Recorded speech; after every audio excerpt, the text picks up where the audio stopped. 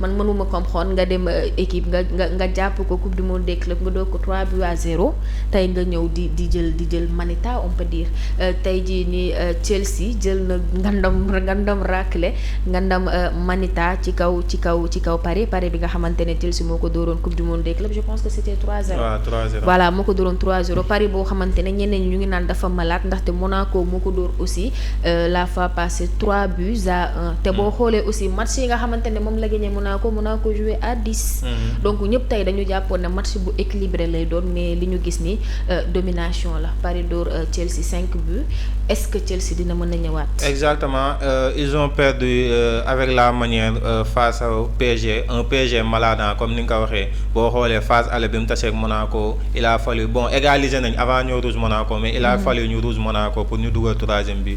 retour aussi ñu rougeaat Monaco te boobu 2-1 la Monaco a pu égaliser au parc donc retour gañewul Monaco jàpp ko weekend bi dóor ko championnat 3-1 donc c'est un pari malade tey tamit le score ne reflète pas la physionomie du match boo xoolee match bi métti woon na 2-2 la woon ba match bi ba 15 dernières minutes 20 dernières minutes si la pari dugalaat pour man Chelsea mooy li ma doon reproché Barça rek contre Atlético en Coupe du Roi aller boo demee match à l'extérieur des fois yenn score il faut savoir gérer faut pas jouer en kamikaze pour man tey Leandro Junior bii passé maa ngi analyser naw ko lu bëri ci tactique mais tey pour man il a joué un peu il a fait du flic maanaam joué un peu kamikaze te Ligue des Champions il faut savoir gérer les matchs à l'extérieur boo xoolee maa ngi génn ci match boobu tuuti tey City loolu la def parce que mënoo ñëw à Santiago Bernabéu en affrontant le Real Madrid les rois d'Europe ngay ñëw di jouer 4-2-4 avec 4 attaquants loolu c'est un manque de respect pour l'adversaire pour man tey moo tax Real dugalul benn bii bu jafe sans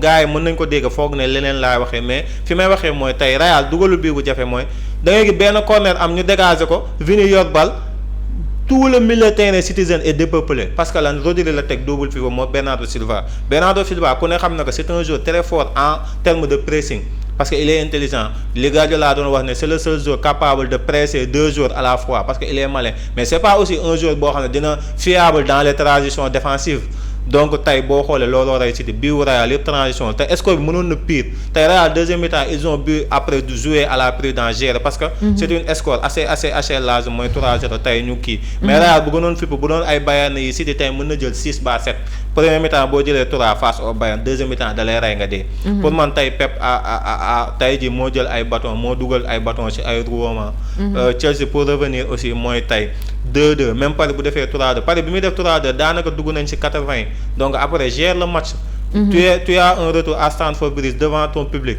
nga gérer un but d'écart yow mën naa dindi mais tey ji Paris doo la 5-2 3 buts d'écart tu es quasiment éliminé parce que tu affrontes le champion d'Europe pas n'importe quelle équipe donc c'est ça quoi.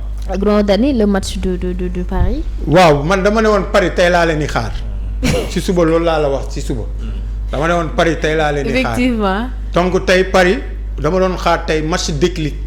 daaw dafa football ak Liverpool aller ñu dóor ko 1-0. adduna bi yëpp ne Paris day qualifié. donc Paris foofu la yeewoo ba defar saison parce que Paris en fait du sax championnat France nga koy nattee mais Paris Ligue des champions nga koy nattee parce que Paris quoi que l'on dise championnat France daanaka 95% moom yëfam la. lu mu moom la mais Ligue des champions ngay xoolee vrai visage yu Paris. tey dama ne woon Paris dama leen di jox ultimatum ba tey et ils ont répondu présent. parce que deuxième but Dembélé bi tey c'est un merveille. man dama bëgg football su ma gisee lu rafet damay kontaan Dembélé tey il nous a marqué un but d'anthologie. waaw il a mystifié Fofana loolu la ñuy wax mystifié. et celui de Vitinha également waaw celui lobbu Vitinha bi moom. merveille. donc man de football damay bëgg a gis lu rafet. parce que football tam quoi que l'on dise c'est de l'art et de le spectacle. mais pour man Chelsea tey dañoo bàyyi. Chelsea daa football ba 4e minute bàyyi match bi. Paris en a profité pour alourdir le score. donc Paris 3-0 ñu ko dóoroon coupe du monde des clubs fay na ko. pour man les entraîneurs comme les Rossignol là Rossignol pour man dafa manquer expérience pour yor Chelsea. Chelsea c'est quelque chose de grand. Chelsea dafa war a am entraîneur bu am expérience. tey boo xoolee changement Rossignol yi ñoo rey Chelsea. Chelsea équipe c'est une équipe entraîneur équipe bu mag la. xam nga li ma la wax. Arbeloa lu ko sauvé mooy il est entouré de tête ay borom bopp mais pour man Rossignol nekk Strasbourg di jël ay 7e 8e kooku prouvé wul loo xam ne war nañ ko jox équipe bu dayoo Chelsea. pour man Chelsea vraiment ils se sont sabordés ils se sont tiré une balle. Dans la tête. Et actuellement ils sont quasi morts. fu mu toll nii sauf miraculeux il peut pas sortir de l'entaille parisienne qui Paris se dirige tout droit vers les quarts de finale. Donc encore une fois Chelsea après un bon début de match une bonne première période jusqu'à la 75e minute avec les mauvais changements de Rossignol, Chelsea s'est sabordé et s'est fait massacrer par le Paris Saint-Germain. Il s'est tiré une balle dans la tête et pour le match retour ses chances sont quasi minime pour ne pas dire éliminé quasi minime. Donc góob ma ne Chelsea mën na dem Stamford Bridge dóor Paris 3-0 te Paris du réagir au moins avec un but. Donc moo tax ma ne la pour ce match là les dés sont joués. waaw donc man loolu laa gis. Pa Omar biwu Barcola biwu Dembélé mais Grand Dani nee na deuxième but bi moo ko neex mais man aussi premier but bi neex na ma trop. biwu waaw tey moom Paris a marqué que des chefs-d'œuvre biwu Barcola bi aussi c'était une très belle enchaînement. Dembélé aussi il a fait du Dembélé. Crochet gauche.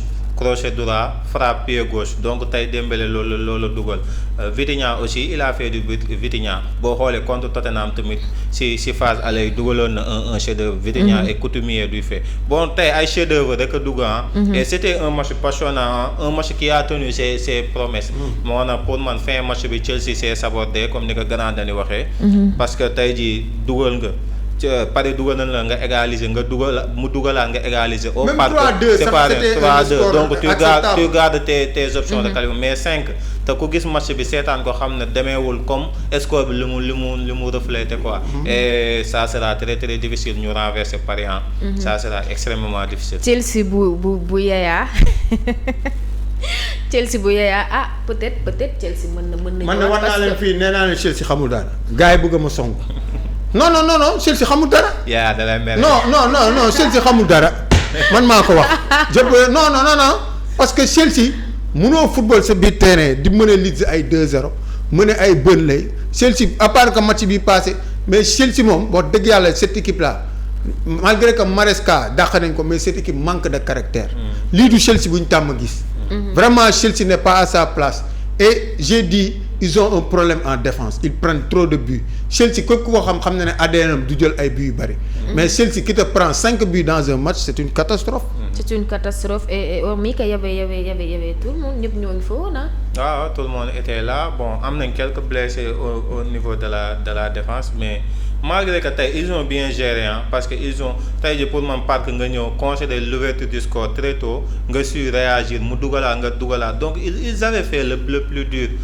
donc après pour man manque d'expérience ak manque de calme ak ñàkk a xam ni ñuy gérer Ligue des Champions face à élimination directe. parce que match à l'extérieur dañ koy gérer retour sa dëkk nag tu auras le public bon yaa ngi am lépp pour qualifier donc match à l'extérieur dañ koy gérer comme ni gars yi di wax naa Barça démb joué wul affaire yooyu mais dañu xam ne Barça démb pour man a fait un match très sérieux parce que c'était à Saint James Park loo xam ne ay City dañuy am problème imposé wu fa ay United ay Arsenal mu dem gérer c'était difficile pour le Barça mais loolu du surprise Barça ñëpp xam nañ ne bu demee Newcastle day souffrir. y a des matchs yoo xam ne dina ko bousculer dina valser mais tey démb au moins rompre plié wul ils ont su.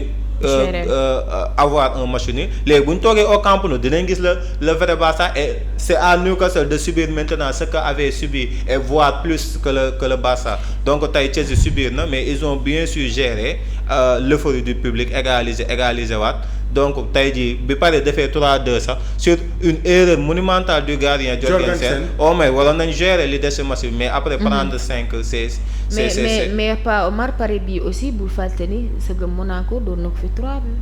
waaw mais c'est un match de championnat différent d'un match de C1 parce que match championnat tey jii mën nga ñëw tey jii benn Séville comme ni mu ko defee woon ren recevoir Barça door ko 4-1 mais est-ce que Séville mën na taseeg Barça Ligue des Champions door ko 4-1 donc c'est deux compétitions très très différentes. Et en football les matchs se suivent et ne se ressemblent pas. et football match championnat moom équipe ñëw bett équipe bu mag door ko score sax c'est pas nouveau mais Ligue des Champions boo xoolee ñi koy jël ñëpp bëriwul surprise Ligue des Champions mooy seule compétition boobu doo gis équipe bu ndaw jël ko équipe yi mag rek a koy jël ñi fi jaar ñëpp ay équipe yi mag lañ c'est l'une des rares compétitions te championnat des fois nga gis par exemple Kaiserslautern ni mu ko defee woon début des années 2000 yéeg rek jël Bundesliga Leicester ni mu ko defee woon mais Ligue des Champions c'est assez rare wala boog gëj na am peut-être année kii mais équipe bu ndaw année yooyu sax ñi ngay wax noonu dañu mënul. waaw te année yooyu équipe yi ñu tuddee équipe yi ndaw léegi ay équipe yu mag lañu woon mais li déjà nga jël équipe bu ndaw dem jël ko.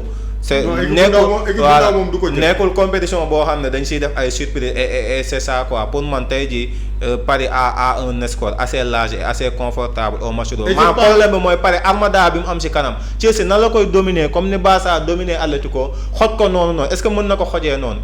après derrière ici ak défense am bu bon bi nan la mën a tenir les transitions parisiennes. surtout ça donc c'est ça. ba pare en plus de cela man dama ne woon Paris tey laa doon xaar. mais Paris encore une fois. gëm naa ne surtout week-end bi duñ jouer championnat. seen match bi dañ ko avancé. dañ ko pousse waaw. donc ils vont aller à Strasbourg bi Chelsea bi nga xam ne nar lu jouer championnat. dinañ am plus de fraîcheur que waa Chelsea. parce que Chelsea il va jouer aussi pour protéger sa place dans le Big Four. donc encore une fois loolu dafay jouer. fraîcheur physique. donc man je verrais une très grande surprise vraiment loo xam ne c'est miraculeux Chelsea génn ci lii. voilà c'est ça. waaw donc en plus de cela Paris tey laa leen mayoon. Là ils ont mon noqué donc ils peuvent continuer tranquille waaw non ils ont mon noqué ah. non tey laa leen doon xaar ils ont répondu présent je leur dis ok bon félicitations à mon ami Diaw PSG. Diaw PSG à un de mes oncles aussi tonton Niang donc moom nga xam ne Paris lay nooyee depuis presque 35 ans il supporte Paris donc moom moom laay may victoire bi quoi moom Diaw PSG. effectivement et j'en profite grand dañuy fàttali na ma sax j'en profite aussi pour wax